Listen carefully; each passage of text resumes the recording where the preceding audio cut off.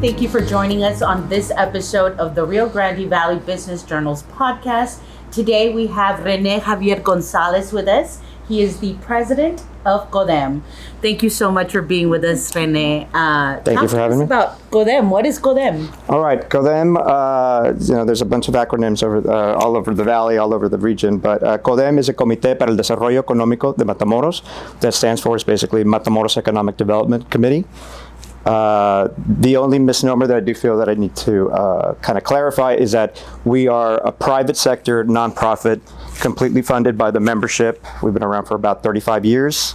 It's basically the business community getting together and just kind of like taking matters into their own hands as far as marketing, as far as promotion, and as far as trying to provide kind of like a soft landing for potential investors, people interested in learning more about doing business in Matamoros, whether that be manufacturing or whether that be just entrepreneurs, people looking for opportunities. We try to provide all the information possible. Wonderful. So tell us, what is happening in Matamoros? Matamoros is very interesting right now. In all fairness, Matamoros has always been interesting as far as in the 80s they had a manufacturing boom when the maquilas, the signing of NAFTA. Matamoros has kind of had a storied 50 plus year history of just manufacturing excellence. It's generational. Currently automotive manufacturing is still pretty much our strong point, but we're constantly looking to diversify, looking for more opportunities. And right now, with all of the amazing things that are happening with our neighbors in Brownsville, we're just ecstatic with the opportunity to be able to present the best of Matamoros and try to kind of complement the investments that are going on in Brownsville, just trying to let them know, like, hey, we're here too, and we've also have established Fortune 500 companies. We're not talking about the potential; we're talking about the reality of companies that are already in Matamoros and are already doubling down. In my particular experience, not just as president of CODEM, I'm also new business development and marketing of CODEM Industrial Development, which is a binational industrial development firm. We have an industrial park in Matamoros, Los Palmares. We're also in the process of developing a park 5 miles from the port of Brownsville. It'll be our first project in the U.S. Oh, really? The first one? Yeah, the first one. We've been established in Matamoros. We have over 1 million square feet of developed leased industrial real estate that we lease out to manufacturing companies or logistics companies. So this would be our first opportunity to kind of like dip our toe in the U.S. market and then to try and complement manufacturing that's already on the Mexican side and vice versa. Yeah, that's what I was going to say. We did have an article about how you're kind of honing in on the twin plant concept. Yeah. Explain that to our readers and our viewers that don't know what that is. All right. I'm sure nearshoring is the buzzword that everybody is familiar with right now in this particular time, and that's something that we're all too happy to kind of jump on that bandwagon as far as exploiting the marketing hype to kind of spread awareness. The twin plant approach has been around for a while. Like, it's not anything new, but the way that it's kind of relevant now is just as I mentioned, there's already established manufacturing companies in Matamoros. And so our approach in doing something on the U.S. side would be to offer our already existing clients opportunities to consolidate their warehousing space, consolidate their distribution centers. Instead of having 4 different locations across the valley, we're willing to present you a built-to-suit within 150,000 square feet. Can also be multi-tenant, instead of, because warehouse space is not the same. There's not the same needs for that like you have for manufacturing. For manufacturing, you have a specific operation. If you want to scale up, scale down. But whereas, warehousing and distribution centers, it's not necessarily 50 people required, in a space. In most occasions, there's not even, you don't need full air conditioning for the facility, So it's just, but at the same time, we also want to present that we do have the permits and process necessary if you want to do light manufacturing. Because right now, Brownsville, what it's going through is just an industrialization. It's a boom. I've never seen it, and next year will be 20 years since I've been working down here. I am from Brownsville, and I've been crossing every day to Matamoros, but at the same time, I haven't seen this level of hype and attention. There's several factors. Finally, the planets aligned for us, and as a representative of Matamoros, I'm all too happy to kind of take advantage and to kind of like, all right, that's great. Brownsville, by the way, we're also here, so Right. So I mean, but everybody wins. If Brownsville lands a giant, project, benefits for Matamoros, for the entire valley, for the region. Same thing with Matamoros. It's just that kind of mentality.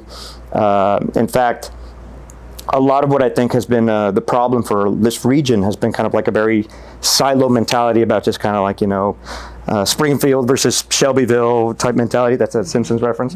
But now I think everybody's kind of realizing that it's this region versus going somewhere else or going to, overseas Right. or whatever. So, I mean, if Reynosa and McAllen land a project, hey, cool, that's great. As long as we're receiving it in this region in South Texas and northern there Mexico. seems to be, some more integration right, Yeah. between Brownsville and Matamoros that may not have been there so much in the past. Is that Yeah. accurate? That's absolutely accurate. I think that's, personal theory. Well, actually, I mean, there may be a mini consensus that because Matamoros, when it first started with the manufacturing boom, as I mentioned in the 80s, when the maquila and NAFTA, Matamoros was pretty much like, in fact, FINSA, like a huge industrial development firm that has, industrial parks all over Latin America, all over the Western Hemisphere, started in Matamoros, originated in Matamoros.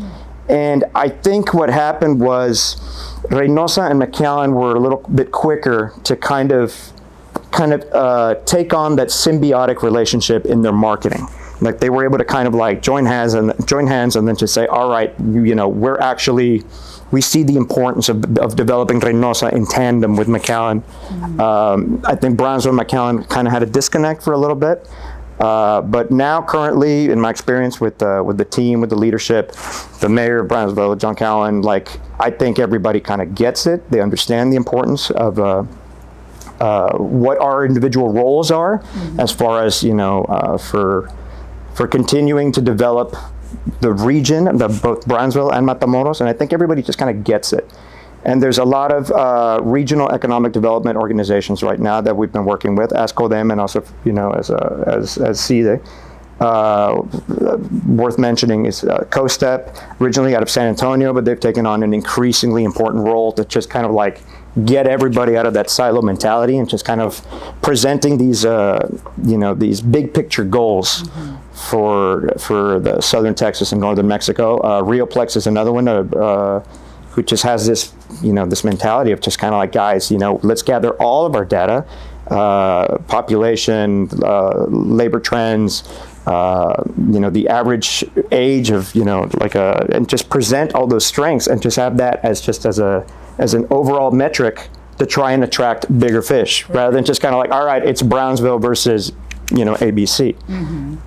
So all of these things all these platforms, all these initiatives, I welcome them because it allows me to go and talk about Matamoros. So I'm just happy to present, whatever information I can to kind of further those goals. And, like I said, everybody wins. I think there's enough. For example, the auto cluster, right? Yeah. That they're pushing, that COSTEP is actually, trying to form. So many automotive manufacturers here in this area, and yet they didn't have that. Like that seems like something that, somebody would have thought of earlier. I think I have a couple of theories as to why they didn't get, their act together on that, whether it's competition, security concerns, but just for some reason, everybody was just, keeping all of the information close to the vest. And the whole point of that is just basically, putting together a database and then saying, hey guys, from Laredo to here, on both the U.S. side and the Mexican side, we have enough automotive manufacturing going on that we can make an entire car. That would be the ideal situation, that you would be able to have like an X-ray of a vehicle, and then just say, well, the windshield wipers are made in Matamoros, the bumper is made in Brownsville, whatever. Just to be able to have that, to be able to take it apart and then just say like, okay, well, basically this whole on this borderplex, you can create. And ideally we could apply that to other industries. I think we've talked before how wind energy, how the blades from a company called TPI Composites. The blades are made in Matamoros. They're in a 500,000 square foot facility that's been there for almost 10 years. And it's probably one of the most impressive manufacturing facilities I've ever been. I was fortunate enough to go take a tour with some site selectors, and holy cow.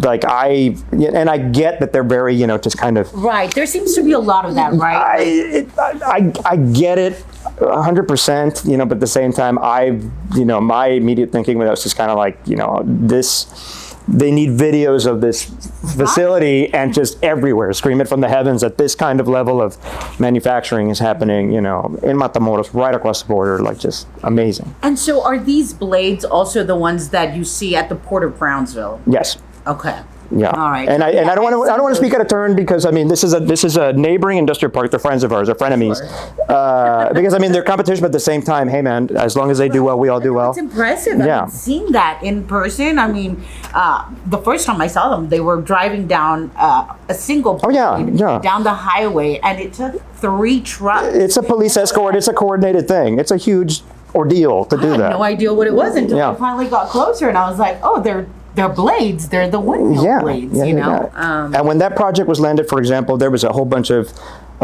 suppliers and complementary companies who wanted to be doing business alongside, adjacent to TPI. So that's the kind of mentality that happens. So I think that's, exactly what's happening with SpaceX and LNG. You land 2 huge projects like that, and then all of a sudden, from overnight, Brownsville is the most interesting city in the world. We're literally, the international press is just taking a look at us. That's fantastic because you get there and you're like, hey, this is great. This is really conducive for, manufacturing, for quality of life. All of the elements are in place as far as, the logistics, the Port of Brownsville, just everything. Right. And so speaking of infrastructure, for example, like the port, we know that the Port of Matamoros, right, just opened. Or reopen, give us a sense of what is happening there at that. Okay.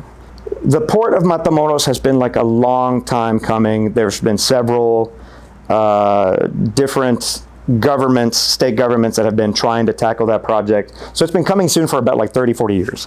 It's just it's right around the corner, but it's been 40 years. Sure. So it just so happened that it took the coordination between the, because obviously, Morena having the presidency, the governorship, and also the municipal government. So being able to align those kind of like those goals, politically minded goals, like whatever's going on, we're going to launch this and we're going to get it done. And just I'll say that to their credit that they've been able to kind of put that together. Now that doesn't mean it's a success overnight. There's still a lot of work to be done, but at the same time that they were able to kind of finally kind of line up a lot of the previous obstacles as far as infrastructure and as far as just kind of getting additional development, the dredging and all that stuff. Like they were able to do it. And then there's also the train, right? The connection between now Brownsville all the way to Laredo and then up the U.S. Yeah. That was the first rail bridge that was built in over 100 years. I'll be honest, I feel like we're not even taking advantage of that. We're not exploiting that properly.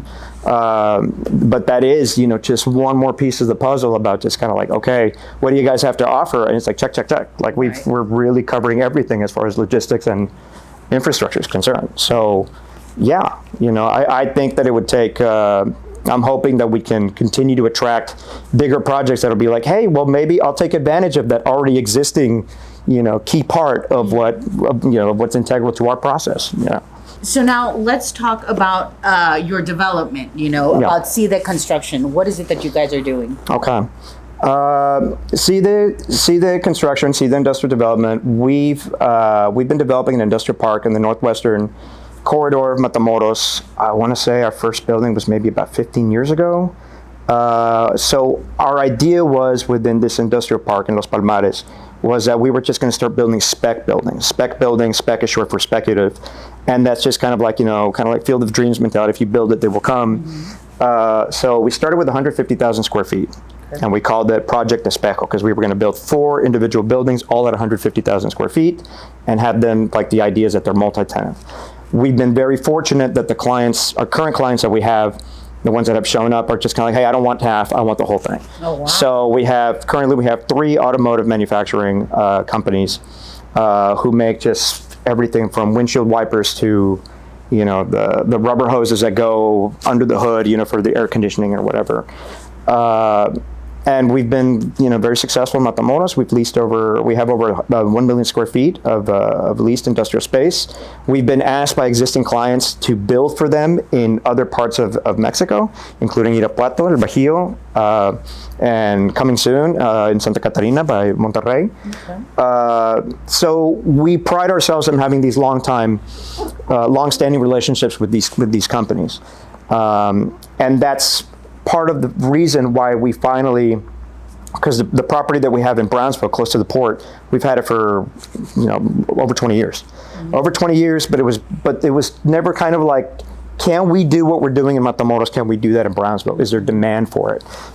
So now you do see that. And now we do see that. And in fact, when we met with the city, Brownsville, who have been incredible.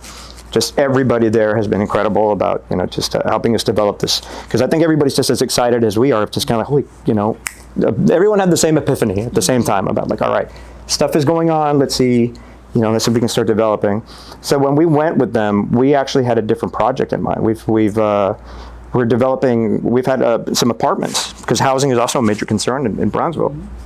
So we went there to pitch that, and they were like, no, we like the industrial part. Okay. So they kind of like, we already had concepts for both. In fact, the apartment project is still coming soon, but somewhere else.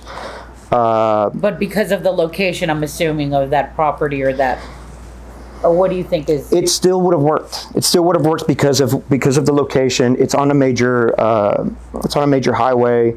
It's close to the LNG. It's close to the Port of Brownsville. Like it's conducive to both projects. Mm-hmm. But they were just they saw more value. They saw more value in that, and we had renders and concepts for both. So they were, and I had already presented because it was already like an initial conversation. We had already been kind of like, hey, what do you think about this? Kind of a collaboration. Is this the project that the city of Brownsville is also trying to get some funding to help? Yes. With the infrastructure? Yeah. They've been extremely helpful about like, okay, not just because in a way they were kind of green too about just kind of like. Making sure that we're checking all the boxes to do everything right. So they were able to offer some incentives.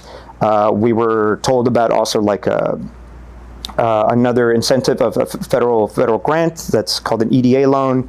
It's a rigorous application process. We actually hired a consultant to kind of help us with that. We're hoping to get results very, very soon. Let us know. Yeah, no, absolutely. It looks very. I just jinxed myself on camera. No, but it looks really, really good. But at the same time, you want to just whatever. Sure. And because we were initially going to start in January of this year on the urbanization, on actually on working the land, and one of the conditions of that grant process is you can't start. You can't start because if part of the application was to apply those funds to this, then we want to make sure that it's clean slate, have everything on record about this is your program of work and the timeline and everything. What's the timeline to find out if you will qualify for that? I think we would have already found out, but apparently the government shutdown is on, and it's part of the thing. So, I can get political right now, but I'm not. But that, from what I understand, is delayed what would have already been the answer, the decision. Yeah, and there's been positive signs that we're good because there's been a lot of back and forth about additional details. Because if it's a no, it's a no. But then there's just been like, hey, what about this? Just clarify this for me. So again, we'll see. Well. Yeah. Good luck. Yeah. So, and once that's in place, we're still going to take about 6 to 8 months for the urbanization, for the actual, setting up of all the earthworks that have to take place, separating the lots and all the infrastructure that's necessary. And then the construction would probably take between 8 months to 10 months for our initial 150,000 square foot facility, which, going back to what I had said, we're basically what we did in Matamoros is we mean to repeat that in Brownsville, in our park, which currently is called Marina Industrial Park, kind of keeping up with the port nautical theme. So we're 5 miles, 5 minutes from Port of Brownsville. We are probably about 7 minutes from GBIC's Industrial Park. I was there at the groundbreaking. all of this new activity, it's good for everybody because we're establishing new kind of, market price points, because before it was kind of non-existent. You've got 40, 50-year-old buildings, near the airport that are not in the best, condition. Yes, they're still valid warehousing space, but at the same time, if you're going to build, a grade A first-class industrial facility, that justifies charging, the right pricing, right, to justify the investment, to justify the development. So I would be remiss if I didn't ask you about tariffs, right? Okay. What are you hearing from the industry, both in Matamoros and in Brownsville? Are there concerns? It's absolutely a concern. It's relevant. We are, I think next week we're supposed to hear some initial signs as to where we're at in the negotiations. Yeah, because the deadline is October 29th. I believe so, which would be next Wednesday. We have a story about that too. Yes. It's not helping. It's not helping to add that to the conversation. There's already enough concerns about just kind of, the usual topics, which is about security, which is about, energy concerns, energy availability, stuff like that. I'm not talking about from a Matamoros developer perspective, because when we get brokers, when we get prospects, those are the usual suspects of questions that we answer. So immediate impact, we had a project that was delayed. We were initially a green light in March, got delayed a bit because of our good friend in the White House coming up with new ideas, kind of tariffs or whatever. So that kind of uncertainty for long-term projects did not help, but at the same time, we're back on track. Everything looks good. With this particular project, we're back. We're back on track. What is it there that you think, caused obviously the tariff threat caused the delay, but what is it that's kind of impulsing them to? The uncertainty. The uncertainty is uncertainty, and this is But to get it back on track, though, what do you think? Oh, I think they wanted to see just how much of it was bark and how much of it was bite. They wanted to see, okay, is this, and this being a second-term president, I think we've already kind of established that, yes, he's very mercurial, but at the end of the day, he's not flipping over the monopoly board. He's still kind of okay, but he just likes to make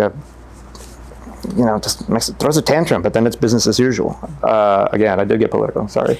But I think that was kind of the concern, because these are long-term developments. These are, in our business, it's 5, 7, 10-year lease agreements. So, I mean, that makes a world of difference, especially if you're going to make, sizable investment that also is going to affect your manufacturing on, on a global scale, on, Western Hemisphere. These are the divisions that we have. This is how we're going to be divvying up our manufacturing. So, I mean, I get it, 100% get it.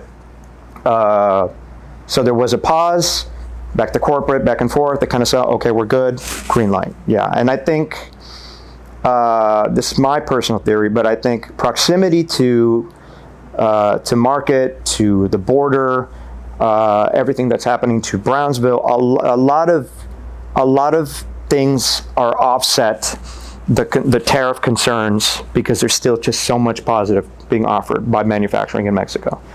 Any layoffs, anything like that? No, not in my experience, not that I've seen. Just kind of a.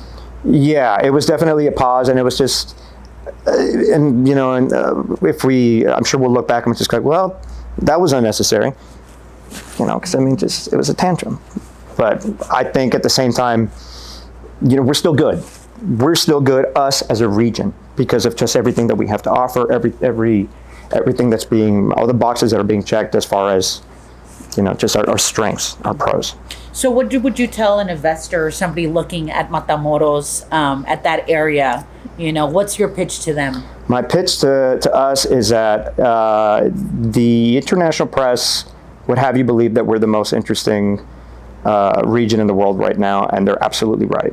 This is absolutely the time to be in Brownsville, Matamoros, the Rio Grande Valley, northern Mexico, Tamaulipas. This is absolutely the time. This is I think it's a gold rush as far as just the opportunities that are being offered. I was at an event yesterday with our our partners at GBIC, which is a Greater Brownsville Incentives Corporation. The director, Gilberto Salinas, did a rousing speech and just talking about, like, right now we are at one of those key moments where something's in the air, something's transformational. I just think all the elements are in place. And we're not, I don't have to be a marketing genius to kind of, present stuff that's a reality. As far as, like, our logistics, our infrastructure, stuff that's already established here. SpaceX, I just saw an announcement this morning, and I'm not going to say the number because I'll get it wrong, but as far as, like, how many people they're already hiring, they're looking to double that within a year and a half. I mean, just all these things are just kind of like, a lot of stuff, a lot of game changers are, not just the LNG, but I mean, there's game changers are here. So now we're just kind of like, all right, all of the elements are in place. Bring on some more, So I mean, yeah. So my pitch is, the short version would be, look at all of these companies that are already here. They're already thriving. Matamoros included, and I'll speak from my personal experience. Fortune 500 companies are doubling down. They're renewing their lease agreements in Matamoros because they're happy with the work environment. They're happy with the quality of work. They're happy with the working conditions. And they're just. They're signing up for, bring it on, bring some more. So I'm like, hey man, we're happy to kind of, try and service additional demand and, welcome them. Yeah, welcome them. Yeah. All right. Anything else that you think our audience should know? Vote. No, I'm just kidding. That too. That too. No, that's very important. I just think, I'm trying to do my best to, this is from a CODEM standpoint, to try and strengthen our relationship with the Matamoros colleges and all the curriculum that's going on over there, just to make sure that we all have a better handle as far as, what workforce development programs, what the curriculum looks like on both sides of the border. I love that Texas A&M and University of Texas have like a renewed interest that they are also doubling down on their presence in the Rio Grande Valley, because everything that's coming, we need to make sure that we're prepared. We need to make sure that we're prepared. Yeah. Because you can bring in all these great jobs, but if we're not skilled, correct. Are we going to bus in a bunch of engineers? No, we're going to grow them. And when I took the tour at SpaceX, I was delighted. You don't use that word very often, but delighted to talk to the guy who gave us the tour. I want to say he was 28 years old, lives in Edinburgh, and he commuted every day to SpaceX. And while he was giving the tour, his enthusiasm was just unbelievable. Like, he just seemed like he was the happiest guy on the planet, telling you about, rockets that were being built in Brownsville, Texas, South Texas. And he's from Edinburgh. He's from Edinburgh. The perfect example of homegrown talent. I was like, dude, get your picture on all the marketing. Your story needs to be told to everybody. Connect him with us. Exactly. We'll bring him down. Exactly. No, but you know what I mean? Like, just kind of like, because if there's any kind of concerns, it's just they're just going to be, bringing in people from, California, whatever. The boogeyman is always California.